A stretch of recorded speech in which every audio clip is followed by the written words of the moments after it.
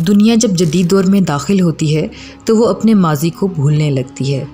لاہور شہر کی تاریخ بہت ہی کم لوگ بخوبی جانتے ہیں، یہاں تک کہ لاہور شہر کے شہری بھی لاہور کے ماضی کے بارے میں کچھ زیادہ نہیں جانتے۔ اسی لیے ہم نے یہ ضروری جانا کہ آج آپ کو لاہور کی کہانی سنائی جائے۔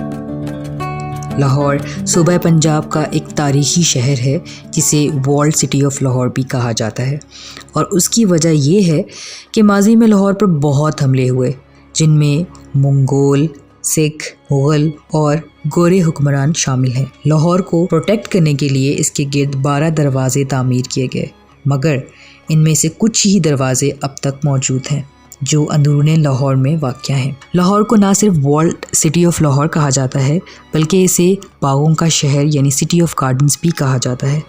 لاہور پاکستان کا دوسرا بڑا شہر ہے جو دریائے راوی کے پاس واقع ہے۔ لاہور شہر کب بنا اور سب سے پہلے اس پر کس نے رول کیا، ان سب کا کوئی واضح جواب تاریخ نہیں دیتی، مگر کہا یہ جاتا ہے کہ راجہ رام چندر کے 2 بیٹے لاوا اور کشوا نے مل کر لاہور کی بنیاد ڈالی۔ 10th سینچری تک لاہور پر ہندوؤں اور سکھوں کا راج رہا، مگر لاہور کو اگر شناخت ملی تو وہ مسلم رول میں ہی ملی جو 11th سینچری میں غزنوی نے شروع کیا اور لاہور کو دارالخلافہ بنایا۔ 1290 میں خلجی رول، 1320 میں تغلق رول، 1414 میں سید رول اور 1451 میں لودھی فیملی رول رہا، جس کے بعد 15th سینچری میں ایک پروگریسو مغل رول شروع ہوا۔ جب مغل رول شروع ہوا تو بہت سے شہری والڈ سٹی کے باہر رہتے تھے۔ 36 علاقوں میں سے صرف 9 علاقوں میں گزرگاہیں تھیں یعنی والڈ سٹی میں آتی تھیں۔ مغلوں میں اکبر رول میں لاہور کو کافی اہمیت حاصل ہوئی۔ اکبر نے لاہور کو اپنے کنگڈم کا کیپٹل بنایا، جبکہ پہلے فتح پور سکری تھا۔ شاہی قلعہ یعنی لاہور فورٹ کی تعمیر کا حکم بھی اکبر کے دور میں ہی ہوا اور اکبر کے دور میں ہی یہ مکمل ہوا، اور انہی کے دور میں والڈ سٹی کو ری بلڈ کیا گیا اور ایکسٹینڈ کیا گیا۔ لاہور کے چند پرانے دروازے جو آج بھی موجود ہیں وہ مغل بادشاہ اکبر نے ہی بنوائے۔ اکبر کے دور میں اکبری منڈی لگتی تھی جو آج بھی ایک الگ شکل میں موجود ہے۔ اکبر نے اپنے دور میں صاحب حیثیت اور امیر امراء کو اپنی حویلیاں اور باغات بنانے کی بھی اجازت دے رکھی تھی، جن میں سے کچھ آج بھی موجود ہیں۔ کہا یہ جاتا ہے کہ 16th and 17th سینچری میں لاہور ایک ڈیولپڈ سٹی تھا جہاں بڑے بڑے بازار لگتے تھے اور یورپین وزٹرز وہاں سے ویلیوبل گڈز لینے آتے تھے۔ اکبر کے بعد جو نمایاں رول رہا وہ شاہ جہان کا تھا۔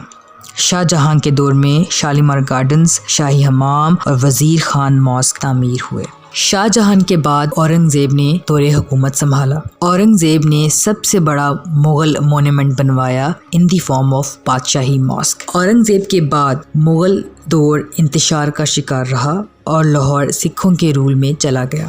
سکھوں نے بری طرح سے لاہور کی تجارت اور ثقافت کو نقصان پہنچایا۔ بہت سی مغل دور کی تعمیرات کو ڈسٹرائے کر دیا گیا۔ راجہ رنجیت سنگھ کے دور میں لاہور کی حیثیت بحال ہوئی ایز کیپٹل۔ رنجیت سنگھ کے دور میں سکھوں کے لیے گردوارے بھی بنائے گئے، جیسے کہ گردوارہ ڈیرا صاحب، گردوارہ جانا مستان اور گرو رام داس۔ مقدس سکھ عمارتوں میں حویلی آف نو نہال سنگھ اور حضوری باغ بارادری تعمیر ہوئے۔ رنجیت سنگھ کی 1849 میں ڈیتھ ہو گئی، جس کے بعد کنٹروورسیز نے جنم لیا۔ برٹشرز نے 1859 میں سکھوں کا رول توڑا اور پنجاب، جس میں لاہور بھی شامل تھا، اسے برٹش کنگڈم کا حصہ بنا دیا۔ 1927 تک لاہور برٹشرز کے پاس رہا، اور اس دور کی سب سے اچھی بات یہ تھی کہ لاہور کی ایڈمنسٹریٹو پریکٹسز بہت اچھے سے مینٹین ہوئی۔ گوروں نے مغلوں اور سکھوں کی مونومنٹل بلڈنگز کو انتظامی امور کے لیے استعمال کیا، جیسے کہ انارکلی کے مزار کو 1851 تک آفس پریکٹسز کے لیے استعمال کیا جاتا رہا، بعد میں جو ایک چرچ میں تبدیل ہو گیا۔ 1857 کی اینگلو وار میں لاہور کو بہت نقصان پہنچا۔